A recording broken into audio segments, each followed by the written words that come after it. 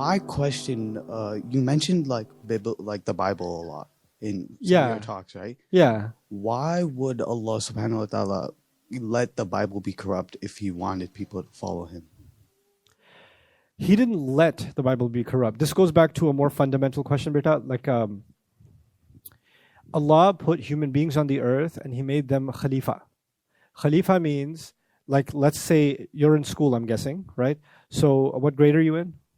Ninth grade. Okay, so let's say your teacher, right, is in the class. There's 20 of you guys in the classroom, the girls, and the teacher gets called to the office. So he leaves the classroom. What happens in the teacher's absence in the classroom? Absolute chaos, pandemonium, right? Might even be a fight breaking out. Somebody might be dancing on top of a desk. Somebody's trying to hang from a ceiling fan. All kinds of stuff, right? Things turn into, what's that? The kids' book when they're left on the island? Lord of the Flies. It turns into Lord of the Flies in no time, right? The idea, this was the angel's problem. Like, if you leave human beings to their devices, they're just going to kill each other. And you'll see that in a ninth grade classroom if the teacher leaves for a few. And Allah says, I know something you don't know, right? But Allah made this decision that He's going to let human beings figure stuff out and leave them to their devices. And if they want to do really bad things, He will let them. He will allow it to happen because they're doing it. He's given us this really heavy burden and the power of the choice to disobey Him. He's given us that, right? Now, He sent those books, and with each of those books, the people who were carrying those books had the power and the responsibility of maintaining and preserving those books and teaching them to the next generations. But enough of them decided to corrupt those books, and Allah allowed that to happen. That's not because Allah didn't want them to be guided, but Allah wanted them to take responsibility for themselves, right? And they just didn't want to do it. So now what Allah does for the final revelation is that He takes that out of everybody's hands.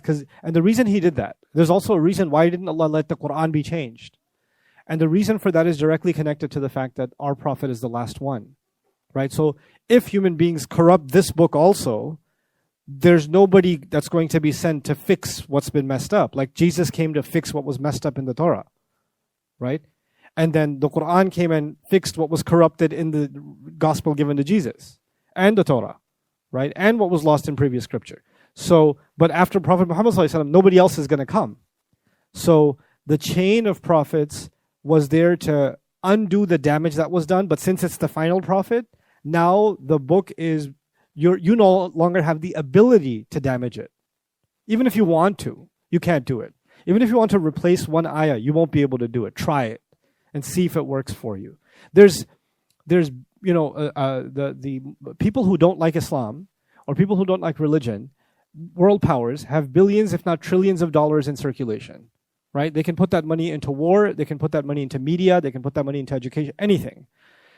If they can just get all of their research together to remove some surahs from the Quran or to add some surahs and sell us that, they could try. They could try. It can't happen. Allah took that ability, and they can bomb entire countries. They can, discontinue entire genealogies. They can do that. They can mass murder. They have the power to do that. They can produce billions and billions in critical material, in attacks against Islam, all of it. But one thing they can't do is replace the Quran. Can't do it.